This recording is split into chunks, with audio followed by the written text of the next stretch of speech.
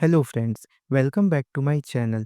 तो आज इस वीडियो में हम बात करेंगे कि कैसे यूएफसी और जॉन जोन्स मिलकर टॉम एस्पिनल जैसे बेहतरीन फाइटर का करियर खराब करने में लगे हुए हैं। लेकिन आगे बढ़ने से पहले प्लीज़ वीडियो को लाइक करिए और चैनल को सब्सक्राइब करिए।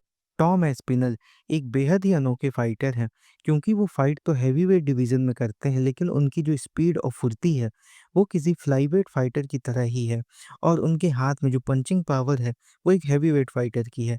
तो आप खुद ही समझ सकते हैं कि कितना डेडली कॉम्बिनेशन है कि कोई फाइटर के पास स्पीड तो फ्लाईवेट की हो और पावर हेवीवेट की। लेकिन ऐसे अनडिनाएबल टैलेंट होने के बाद भी ये बंदा पिछले लगभग 2 साल से इंटरिम चैंपियन ही है और इसको अभी तक कोई भी टाइटल शॉट नहीं मिला है।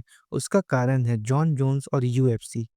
जैसा कि हम सब जानते हैं, यूएफसी के हेवीवेट डिवीज़न के चैंपियन इस समय जॉन जोन्स हैं और पिछले लगभग 2 साल से यूएफसी के हेवीवेट चैंपियन हैं। और इस टाइम पर उन्होंने सिर्फ एक ही टाइटल डिफेंस किया है, वो है स्टीफे मियोचिच के अगेंस्ट में, और जो कि काफ़ी कंट्रोवर्शियल है। इसको मैं कंट्रोवर्शियल इसलिए बोल रहा हूँ क्योंकि जिस वक़्त उन्होंने स्टीफे मियोचिच के अगेंस्ट में अपना टाइटल डिफेंड किया, उस वक़्त Tom Aspinall as a interim champion मौजूद थे।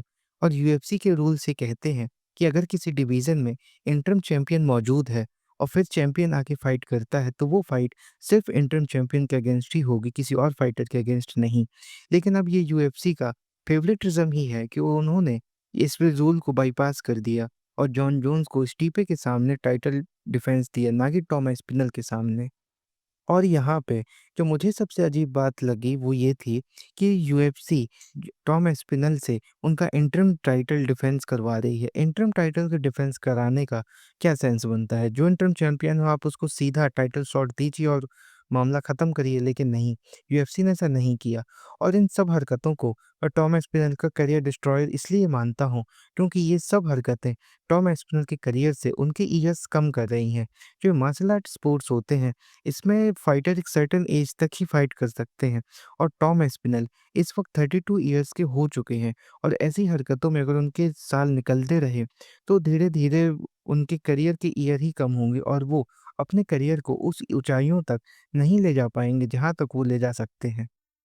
और यहाँ पर यूएफसी और जॉन जोन्स दोनों ही घबराए हुए हैं, क्योंकि टॉम एस्पिनल में वो कैपेबिलिटी है कि वो जॉन जोन्स के परफेक्ट करियर में एक डेंट लगा सकते हैं। और जॉन जोन्स यहाँ पर एक अपने परफेक्ट करियर को लेकर रिटायर होना चाहते हैं। यही एक ऐसा डेडलॉक है जो कि टॉम एस्पिनल और जॉन जोन्स की फाइट को होने से रोक रहा है। अब यहाँ देखने वाली बात है कि ये चीज़ें कैसे अनफ़ोल्ड होती हैं और शायद 2025 में हमें ये फ़ाइट देखने को मिले। अगर इस साल भी ये फ़ाइट नहीं होती है, तो ये टॉम एस्पिनल के करियर के लिए बहुत ही ख़राब चीज़ होगी। और मैं यहाँ आपसे पूछना चाहता हूँ कि आप लोगों को क्या लगता है कि अगर ये फ़ाइट हुई, तो इस फ़ाइट में कौन जीतेगा? कमेंट करके ज़रूर बताइएगा।